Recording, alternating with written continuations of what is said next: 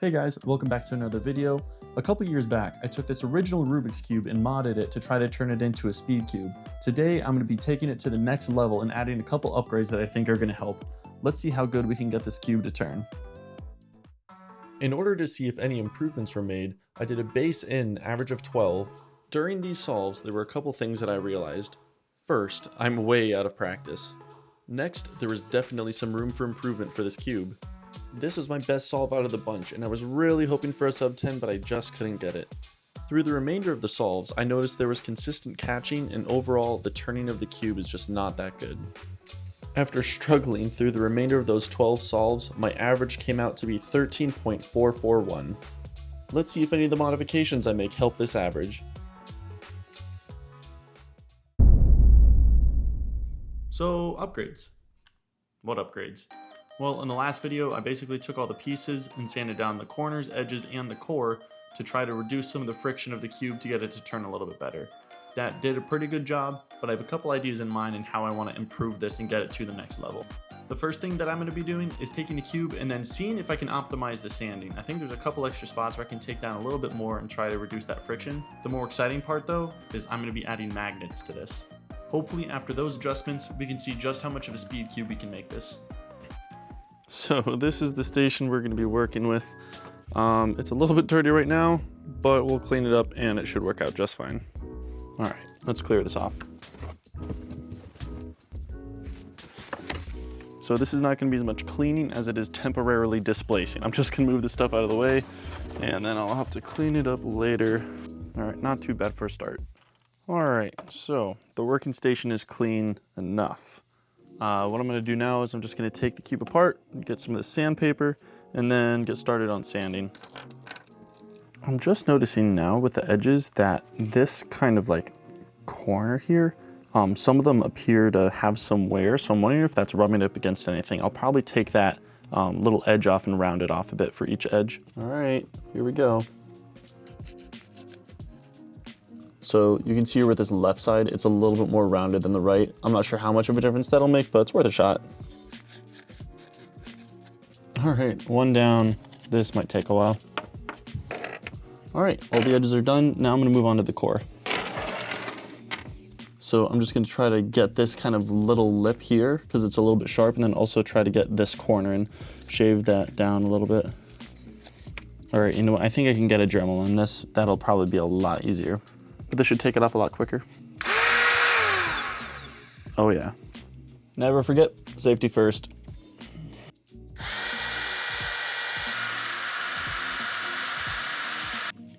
All right, I'm not sure how well you can tell, but I kind of tore up that piece there. So I'm gonna be a little bit more careful with the next ones, but I'm just gonna go through, I'm gonna grind off the rest of the stuff with the Dremel, and then I'm gonna sand it off with sandpaper, and I'll show you what the end result is. So I may or may not have gone a little bit ham with the Dremel tool. So I don't know if you can tell, but it's definitely torn up by the core. So this puppy is kind of cooked as of right now, but hopefully I can get that cleaned up and then I'll start working on the magnets. Honestly, I'm kind of lucky with this because the plastic, even though it looks like it's hard, it kind of just like peels off whenever I pick at it with my fingernails. So that should speed up the process a little bit. I may go back through and then clean it up a little bit, but hopefully I'm able to get most of it off with my fingernails alone. All right, looking at the core here, it's definitely a lot smoother than it was, even though it's not perfect. It's gonna do. The yellow, I definitely messed up the worst, but I'm guessing that just by turning the cube, it'll smooth out some of those edges. So I'll do some break-in solves just to break those pieces off. All right, now for the part I'm most excited for, I'm just gonna use this kind of clamp here and then get the pieces, put them in that way my hands are out of the way, and then use the Dremel tool to create a hole for the magnets to go in, and then I'm just gonna put the magnets in one by one. Oh, magnets, I have to make the magnets. All right, so here are my childhood magnets that I used to play with, and as you can see, there are magnets inside all of them, obviously. But in order to get those out, I just have to take a hammer, give it a crack, and the magnet should just pop right out. But to make sure that the magnet isn't gonna go flying anywhere, I'm just gonna put a paper towel over it and then we'll gently hit this. We'll break it. And just like that, there's the magnet. You can see that the size of the magnet is basically just about to fit in there. I'm just gonna have to Dremel it a little bit in order to fit it perfectly. All right, little life hack. So I realized that it's actually easier for me to do this on the concrete floor because it's a little bit more solid. But if I get 4 magnets and put them together like that, I just hit right in the middle, 1 or 2 hits, and we get a little 4-for-1 deal. So just like that, I have 4 magnets. It's a lot quicker. So here are the 60 magnets that I need to put into the cube, and here is the mess that I have made on the floor. So I'm gonna clean that up later, but I'm super excited about the cube, so I'm gonna get to modding it right now. So now I'm switching back to this Dremel tool. It is much more dangerous. I have a feeling it's gonna tear into this plastic pretty easily. So I'm gonna clamp it down here and this clamp, and then that'll make it a lot safer to work around the pieces. So for the edges, I'm basically just gonna poke holes here and also on the other side, and that's gonna allow the magnet to slide right in. And then I'm gonna have to do that on both sides. Wow. Yeah, I was not wrong. If you look right there, that thing just took it right apart. This actually is gonna be easier than I thought to get the holes in. Hopefully it's not a problem to put the magnets in.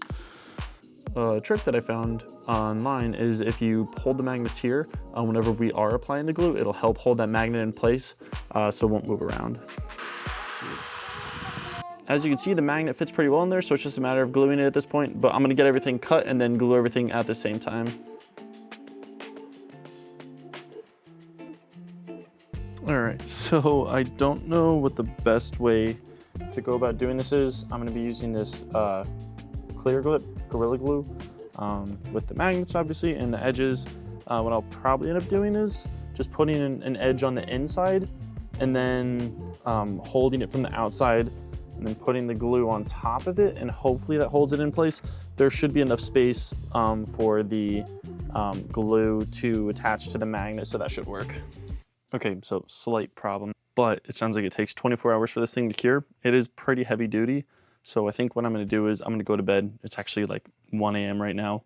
I kind of had a burst of energy, so I was working through this, but I'm going to go to bed and then I'll wake up in the morning, pick up some super glue, come back, and then hopefully get this thing finished up. All right, see you guys tomorrow. Bye. We're back in business, baby. Let's go. Let's do this. All right, so yesterday I used this super glue, which was kind of a mess, and tried to attach this, so hopefully it's set. I don't really want to have to do this magnet again. Yeah, that's still moving, so I'm just gonna take that out of there. It's kind of frustrating. Okay, well, on a bright note, I guess we can just restart with the super glue for everything, which is probably gonna end up working out a lot better. In order to make sure this is consistent, we have to make sure the polarity of the magnets is all the same. So I think the trick to doing this is I'm gonna add a magnet in, make sure that it is getting attracted to this stack of magnets, and as long as this stack is facing the same way, then we will have all the magnets attracting to each other, which is the goal. Just gonna go like this, slide it in there, and then we're gonna allow the magnets to kind of do the work. I can actually probably take some of them off. I'll let that sit there for a little bit. So this little setup should hold the magnet in place. I'm gonna get started with another magnet.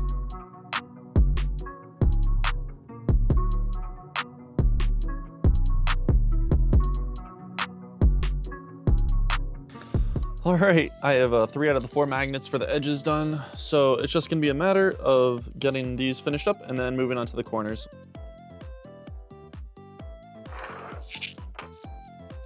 All right, now that these are all complete, even though some of them definitely look a little bit janky, I'm gonna get those out of the way and bring in the corners. So this is gonna be so much easier. There are so many less. We only have 8 corners rather than 12 edges.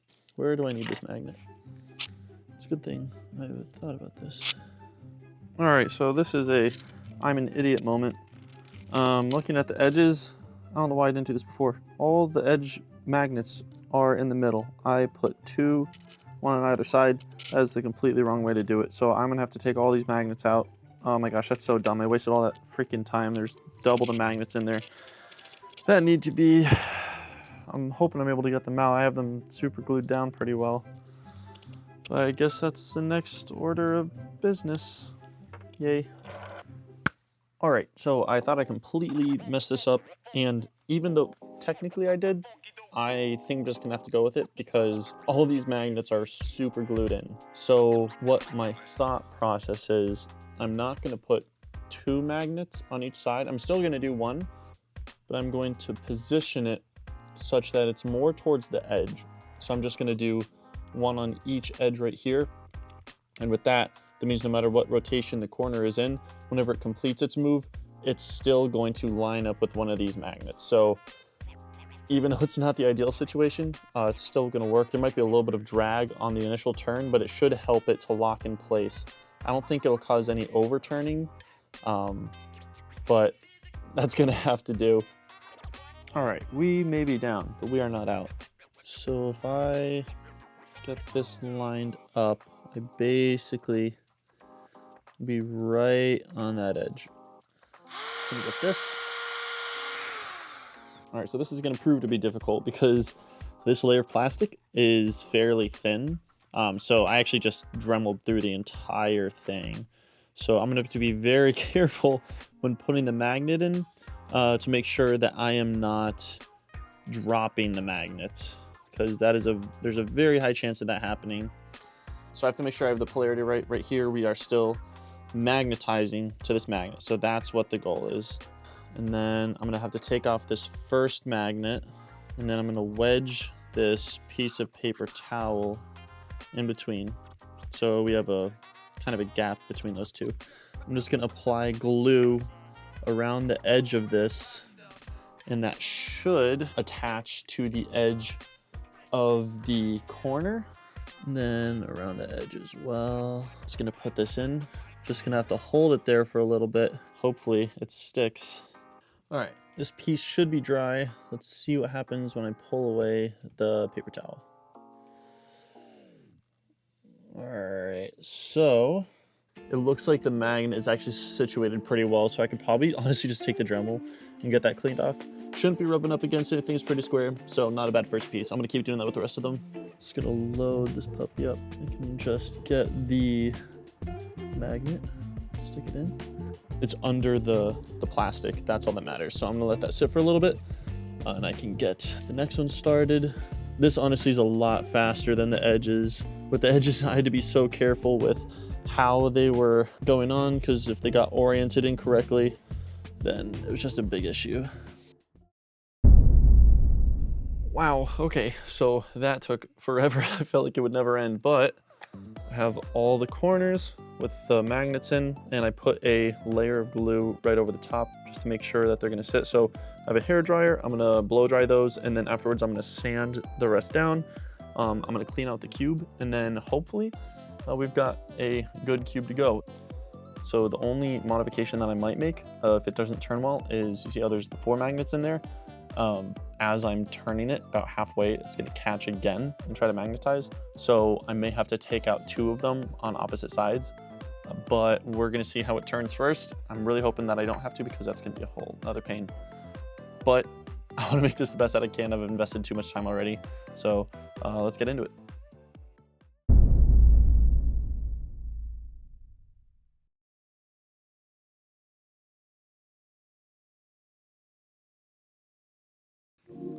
I finally did it. I magnetized my modified Rubik's Cube.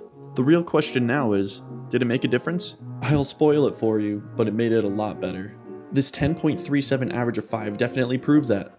There are 3 different factors that I'm going to talk about: overall turning quality, catching of the cube, and the effectiveness of the magnets. First, the overall turning quality of the cube. Now, to be brutally honest, when I first finished the mod with this cube, I used the original core, I got all my pieces and I put it together. The issue was I had modded the core too much. I'm still not entirely sure what happened, but I definitely ruined the cube. I'm very fortunate to have had an older Rubik's Cube that I just replaced that core with, so the core that's actually being used with this cube is from that older Rubik's Cube. Now, I'm actually pretty disappointed because I think the core that I used in my original modded Rubik's Cube was pretty well worn down because of all the solves I did with it, so that core definitely would have made this modification better. Regardless, and it's a little bit hard to tell from those first couple solves, but this cube does turn a lot smoother. I added some GAN lube and some silk in order to speed up the cube and make it a little bit smoother, and that definitely did the job. So I'm going to give myself a little pat on the back there and say that that modification was a success. Next is overall catching of the cube. Although the turning of the cube was faster, I still felt a lot of catches with my solves. For certain solves, depending on the finger tricks that I had to use for different algorithms, the pieces caught immensely. While this could potentially be solved by shaving down the pieces a little bit more, I believe that the real issue is the lack of a tensioning mechanism with the Rubik's Cube itself. There's no way to adjust the spring tension on this Rubik's Cube, so I'm just going to have to deal with the catching. Finally, the magnets. Now this is the part that I spent the most time on and was the most disappointed on. Unfortunately, due to the weight and the size of these pieces, the magnets are not very effective at all. When turning the cube, I feel very little resistance in terms of the magnets, and there is no help provided whenever you are finishing a turn. Even though I definitely accidentally put in too many magnets into the edge pieces, I don't really think it made a difference because I can't really feel them as I'm turning. If the pieces were a little bit lighter and the placement of the magnets was a little bit better and the magnets were a little bit stronger, I think it would have helped. But listening to myself say that makes me realize that it's probably just better to buy a better cube. I invested around 10 hours into making this cube, and if I was paying myself 10 bucks an hour, then I could effectively say that I could just purchase one of the highest ranked speed cubes on the market today. So take it from me, as fun as this project was, just buy the better cube.